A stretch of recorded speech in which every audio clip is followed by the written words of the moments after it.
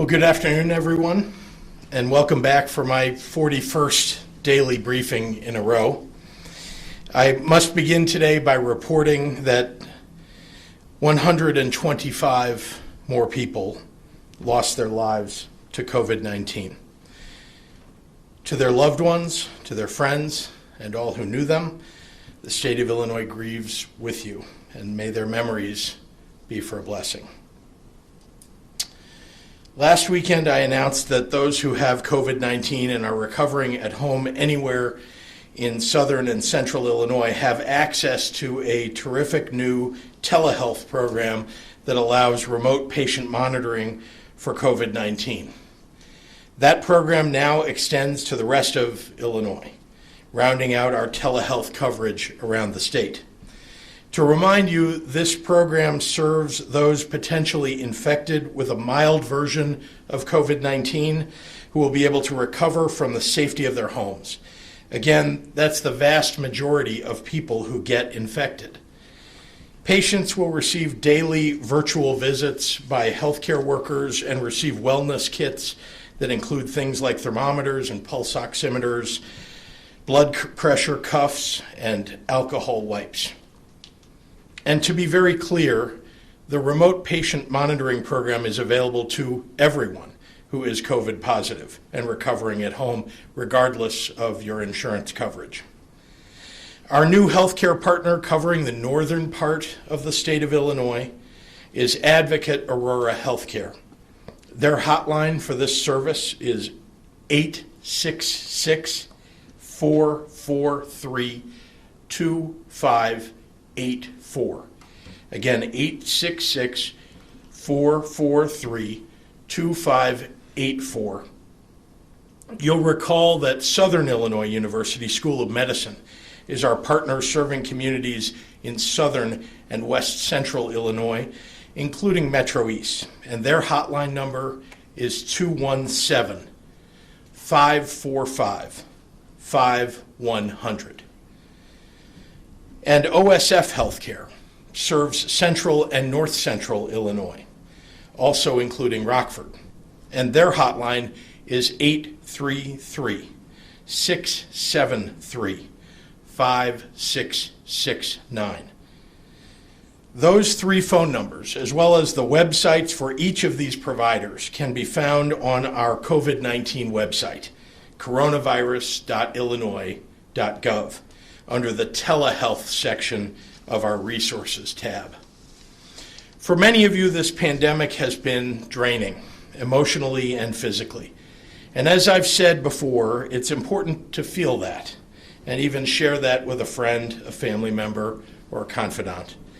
But it's equally important to look out the window, to walk outside, to look at all the hopeful signs, because those signs are all around us. And today I want to shine a spotlight on a few of those signs.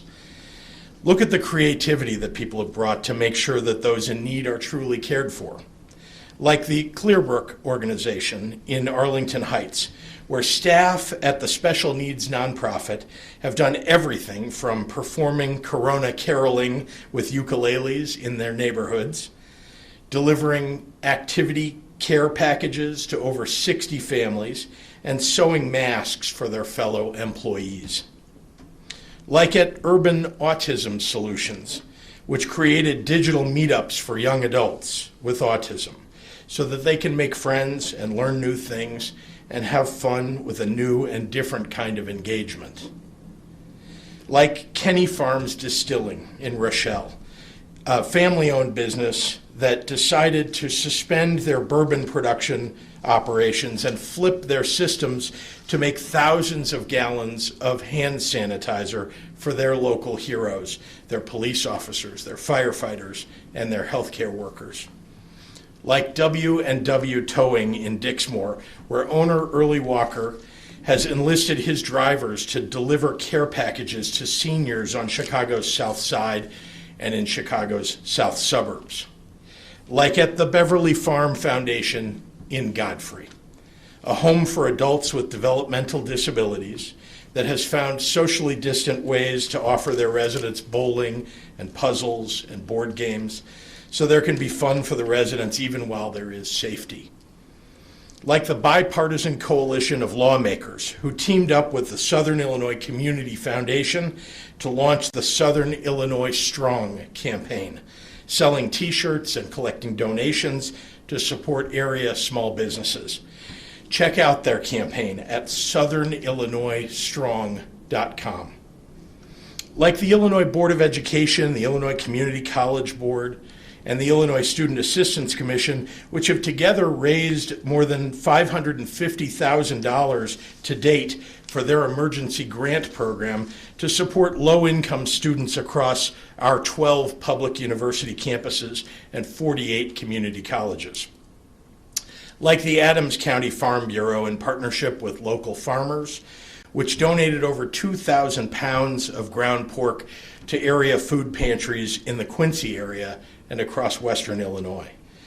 Like the Syrian Community Network, which has implemented a remote case management system to provide assistance to refugees and their families all across the state over the phone and over FaceTime. Or like Family Focus in Aurora, which has redirected some of its funds and focus to connect families with state services, ensuring that families in their area in need of diapers or food or basic supplies can access what they need when they need it. That's the thing about Illinois. Everywhere you look, there are people stepping in to fill the gaps in other people's lives, being neighborly for their neighbors, being the kind of friend we want our kids to grow up to be. And just in case you need a little help finding it, I'll leave you with one last bit of joy. The Red Cross of Chicago and Northern Illinois was slated to host its 18th annual Heroes Breakfast next week, an event that had to be canceled because of COVID-19. Instead, the Red Cross is featuring on their social media pages members of the extraordinary 2020 class of heroes, people who make you proud that you're from Illinois. These heartwarming videos show just how good the people of Illinois have always been before and during this pandemic, and how good they always will be.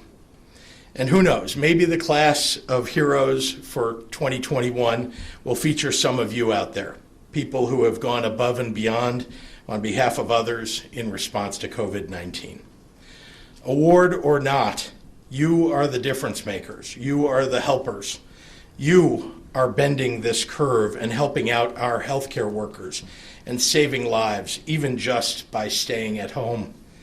And I am so very proud of this state and of all of you. And with that, I'd like to bring up Dr. Ezike for today's medical update.